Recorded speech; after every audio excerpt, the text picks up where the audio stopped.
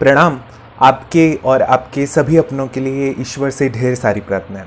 मैं डॉक्टर अक्षय सिंघी, राजस्थान सरकार द्वारा मान्यता प्राप्त योगा थेरेपिस्ट एवं आयुष मंत्रालय भारत सरकार द्वारा मान्यता प्राप्त योगा वॉलंटियर, आज आप लोगों के लिए 3 ऐसी ब्रीदिंग एक्सरसाइजेज लेकर आ रहा हूं जिससे कि आप अपनी लंग कैपेसिटी को बढ़ा सकेंगे, आप अपने श्वसन तंत्र को मजबूत कर सकेंगे।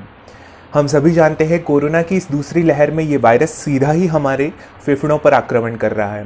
जो लोग भी कोरोना से संक्रमित हुए हैं इस दूसरी लहर में, उनमें से अधिकांश को ऑक्सीजन सपोर्ट पर जाने की ज़रूरत पड़ गई है। तो ये 3 ब्रीदिंग एक्सरसाइजेस उन हर व्यक्तियों के लिए है जो या तो कोरोना से संक्रमित नहीं है, या फिलहाल कोरोना संक्रमित हैं, या फिर जो कोरोना संक्रमित होकर ठीक होकर घर आ चुके हैं। उन सभी के लिए ये ब्रीदिंग एक्सरसाइजेस काम करेंगी, क्योंकि ये ब्रीदिंग एक्सरसाइज सीधे हमारी लंग कैपेसिटी को बढ़ाती हैं और साथ ही साथ श्वसन तंत्र की हर एक इकाई को एक्टिवेट करती है, उसे जागृत करती है। तो आइए जानते हैं कि ये 3 ब्रीदिंग एक्सरसाइजेस क्या है। सबसे पहले, आप अगर स्वस्थ हैं, आपके घुटने स्वस्थ हैं, तो आप मेरी तरह जमीन पर योगा मैट पर बैठ जाइए।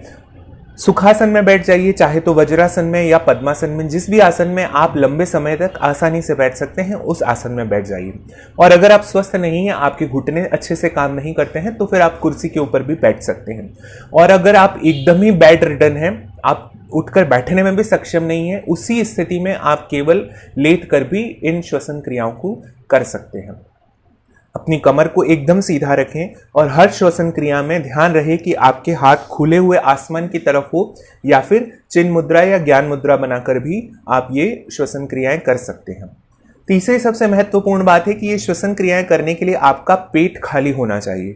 अगर तो आपने खाना खाया हुआ है तो उसके 3.5 से 4 घंटे के बाद, और अगर कुछ पिया हुआ है तो 2.5 से 3 घंटे के बाद ही इन यौगिक श्वसन क्रियाओं को कीजिए। सबसे अच्छा समय रहेगा इन श्वसन क्रियाओं को करने के लिए सुबह का ब्रह्म मुहूर्त या फिर सूर्योदय के समय, क्योंकि उस समय वातावरण में ऑक्सीजन की अवेलेबिलिटी बहुत अच्छी होती है और प्रदूषण तत्व या टॉक्सिक प्रोडक्ट्स काफी कम होते हैं। तो उस समय ये श्वसन क्रियाएं करने से आपकी लंग की कैपेसिटी बहुत अच्छी होगी और साथ ही साथ ऑक्सीजन ज्यादा मात्रा में शरीर के अंदर प्रवेश करेगी। तो सबसे पहली जो हमारी श्वसन क्रिया है उसे कहते हैं इवन ब्रीदिंग या फिर डायफ्रैग्मेटिक ब्रीदिंग। इस श्वसन क्रिया में इनहेल और एक्सहेल दोनों समान समय अंतराल के लिए किए जाते हैं। जैसे कि अगर आपने 5 सेकंड के लिए इनहेल किया है, 5 सेकंड तक आप श्वास अंदर भर रहे हैं, तो 5 सेकंड तक ही आपको एक्सहेल करना है, यानी कि 5 सेकंड तक ही आपको श्वास को बाहर छोड़ना है। इस श्वसन क्रिया में दोनों ही नॉस्ट्रिल खुले रहते हैं, एक भी नॉस्ट्रिल को बंद नहीं किया जाता। आप चाहें तो मन में काउंटिंग रख सकते हैं, 1 2 3 4 5, इस तरह से हर इनहेल और एक्सहेल के समय। ये जरूरी नहीं है कि आपने 5 सेकंड तक ही इनहेल और एक्सहेल करना है, ये समय की सीमा आपकी स्थिति पर निर्भर करती है। अगर तो आप ज्यादा समय तक इनहेल एक्सहेल कर सकते हैं तो ज्यादा समय अंतराल के लिए कीजिए, और अगर आपके लिए संभव नहीं है तो इसे 1 सेकंड या 2 सेकंड के लिए भी कर सकते हैं। आइए मैं एक बार आपको इवन ब्रीदिंग करके दिखाता हूं।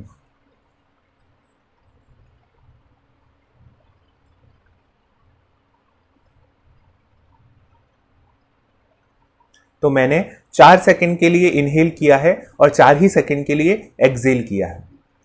इस ब्रीदिंग में आपको श्वास अपने फेफड़ों के अंदर भरनी है, ना कि अपने उदर के अंदर। हमेशा ध्यान रखिएगा कि जब भी आप श्वास अंदर भरते हैं तो आपका पेट बाहर की तरफ जाता है, और जब भी आप श्वास को छोड़ते हैं तो आपका पेट अंदर की तरफ जाता है। यही सही प्रक्रिया है। एक बार फिर से इसे देखिए।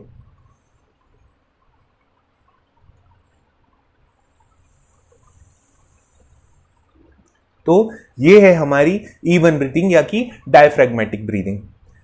दूसरी हमारी श्वसन क्रिया है सिंगल नॉस्ट्रिल ब्रीदिंग, यानी कि इस श्वसन क्रिया में एक नथुना बंद रहता है और एक ही नथुने से श्वसन क्रिया को किया जाता है। एक ही नथुने से इनहेल भी किया जाता है और उसी नथुने से एक्सहेल भी किया जाता है। इनहेल और एक्सहेल का समय अंतर जो है वो सेम होना चाहिए, यानी कि अगर आपने 5 सेकंड के लिए इनहेल किया है तो 5 ही सेकंड के लिए आपको एक्सहेल करना है। शुरू करने के लिए सबसे पहले अपने दाहिने हाथ की इंडेक्स फिंगर से दाहिने नथुने को बंद कर दीजिए। इसके बाद कमर सीधी और हाथ आसमान की तरफ खुला हुआ रखें, और अब अपने बाएं नथुने या कि लेफ्ट नॉस्ट्रिल से इनहेल कीजिए। इनहेल करने के बाद लेफ्ट नॉस्ट्रिल से ही एक्सहेल करना है। ये हुआ आपके लेफ्ट नॉस्ट्रिल से एक ब्रीदिंग का राउंड, और इसी तरह आपको 8 से 10 राउंड करने हैं। इसको करने के बाद अब अपने राइट नॉस्ट्रिल को खोल दीजिए और लेफ्ट हाथ की इंडेक्स फिंगर से लेफ्ट नॉस्ट्रिल को बंद कर दीजिए और अब राइट नॉस्ट्रिल से आपको ब्रीदिंग करनी है।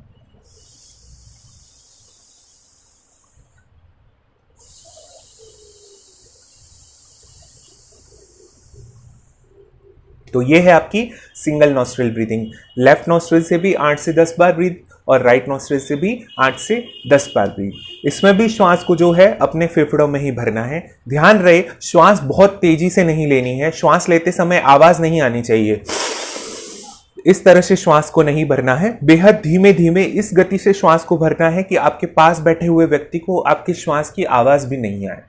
तो ये है हमारी दूसरी या कि सिंगल नॉस्ट्रिल ब्रीदिंग। और तीसरी जो हमारी ब्रीदिंग है उसे हम कहते हैं यौगिक ब्रीदिंग या यौगिक श्वसन। यौगिक श्वसन जो है वो 3 विधि में या 3 चरणों में पूर्ण किया जाता है। सबसे पहले श्वास को उदर में भरा जाता है, दूसरे चरण में श्वास को फेफड़ों में भरा जाता है और तीसरे चरण में श्वास को क्लेविकल रीजन या कि कॉलर बोल वाले रीजन में भरा जाता है। सबसे पहले जब आप श्वास भरेंगे तो आपका पेट बाहर की तरफ आएगा, फिर जब आप श्वास फेफड़ों में भरेंगे तो आपका सीना फूलेगा और फिर तीसरी समय श्वास को भरते समय आपको अपने कंधे ऊपर की तरफ करने होंगे ताकि जो श्वास है आपके क्लेविकल रीजन में पहुंच जाए। इसी तरह श्वास को छोड़ते समय में सबसे पहले आप अपने कंधे नीचे करेंगे तो क्लेविकल रीजन से श्वास बाहर आएगा। उसके बाद आप अपने फूले हुए सीने को सिकोड़ेंगे तो फेफड़ों से श्वास बाहर छूटेगा। इसके बाद अपनी नाभि को अपनी रीढ़ की हड्डी से चिपका लेंगे, पेट को अंदर की तरफ खींचेंगे तो उदर में भरी हुई श्वास भी बाहर आएगी। इस विधि को करने से, यौगिक श्वसन को करने से आपकी ऑक्सीजन लेने की कैपेसिटी कई गुना अधिक बढ़ जाती है, आपकी लंग कैपेसिटी बहुत अधिक बढ़ जाती है। जो योगी रोज ही आसन और प्राणायामों का अभ्यास करते हैं वे सबसे पहले इसी यौगिक श्वसन को करते हैं ताकि आगे आने वाले आसनों में भी उन्हें श्वास लेने में दिक्कत ना हो। तो ये बेहद पावरफुल ब्रीदिंग एक्सरसाइजेस है। आइए मैं आपको इसका एक बार प्रैक्टिकल करके दिखाता हूं।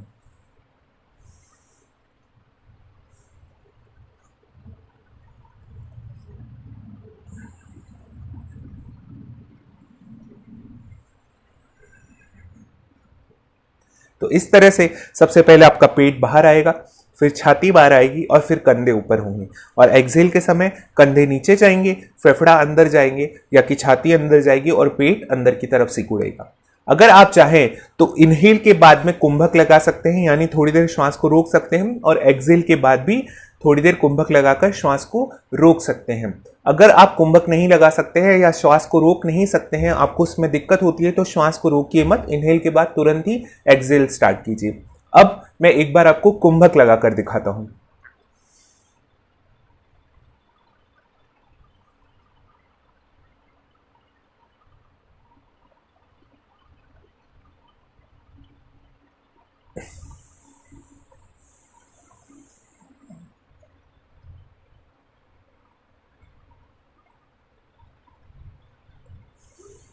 तो ये है हमारा यौगिक श्वसन। इस तरह से मैंने आज आपको 3 ब्रीदिंग एक्सरसाइजेस बताई हैं। पहली इवन ब्रीदिंग या डायफ्रैग्मेटिक ब्रीदिंग, दूसरा सिंगल नॉस्ट्रिल ब्रीदिंग और तीसरा है यौगिक ब्रीदिंग। मुझे आशा है कि आप इन तीनों ब्रीदिंग एक्सरसाइजेस को अपने नित्य कर्म में शामिल करेंगे और अपने लंग कैपेसिटी को बढ़ा पाएंगे। रोग से लड़ने के लिए योग ही एकमात्र सर्वोचित रास्ता है, तो योग को अपनाएं, निरोग रहें। इसी आशा के साथ सर्वे भवन्तु सुखिनः। अगले वीडियो में हम फिर मिलेंगे कुछ नई योगिक क्रियाओं के साथ। तब तक के लिए प्रणाम।